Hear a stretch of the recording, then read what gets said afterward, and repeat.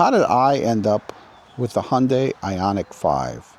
I was always a big American car guy, you know, Dodge, Ford, all the American brands.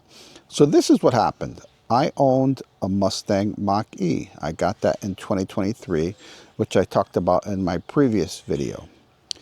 So my wife was trading in her Model 3. She was ready for a change, and she was kind of tired of the Model 3 and the whole Tesla scene.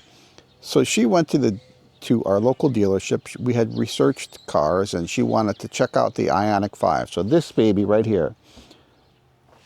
She checked out that car, and my wife is in marketing and sales. So what happens with marketing and sales people is they have to kind of win the negotiation.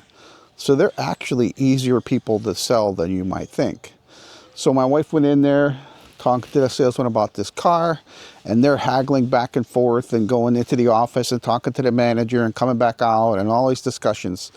So finally, after about toing and froing for about 45 minutes, they got a deal. My wife takes the deal. Great. She got the car. We leave the dealership with a car. So all was well in the world, except she started to complain about this car after a couple of days. There were some features that she wanted that it didn't have. She wanted the wireless CarPlay. Well, didn't have that. I got the adapter. Boom, wireless CarPlay resolved. She was complaining that it didn't have a key card. So I looked up on the Hyundai website. I bought the key card, so you can take a card, open the door. That was resolved. Then she wanted the doors to lock because it didn't have walk-away lock. So I found something from the Ioniq guy, which I'll show you in the future video. Installed this adapter, and boom, you walk away, the door's locked. So all was good, I thought. Then about 2.5 weeks in or so, you know, she started to complain a little bit more about it. I had been doing all this research, and during this research, I kind of fell in love with this car. I kind of said, you know, I really do like this Korean car. I know I say I don't really want to get foreign cars, but I really kind of started to really like this car. And researching it, for getting my wife to like it, I actually fell in love with it. So about 3 weeks in, my wife said, you know, I just don't like the way the car looks. Don't like the look of it. It looks like it's not her style. It's too futuristic looking. It's not a traditional looking car. So I said, fine. As many of you married men know, if your wife is not happy, life eventually won't be a good place. So you got to resolve that. So we went to our local Genesis dealership, and she really looked at some cars, and we looked at the Genesis GV60. And the GV60 is on the same platform as this, which is the eGMP platform.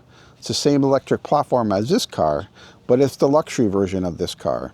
And so she sat in that car and fell in love with it. She loved all of the inside. The interior was great.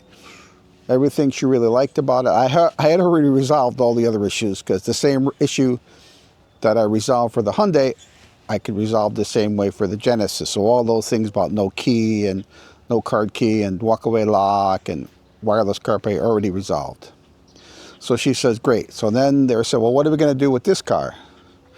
So the dealer is like, well, I don't know, because I really can't give you that. You only had it for like less than a month, and you're going to take a bath on it, because I can't give you what you paid for this car, because you've had it a month, and now it's automatically a used car, and it's going to be less money, so forth and so on. So I said, well, why don't we do this? I will trade in my 2023 Ford Mach-E, and she would get the Genesis, and I would keep this car.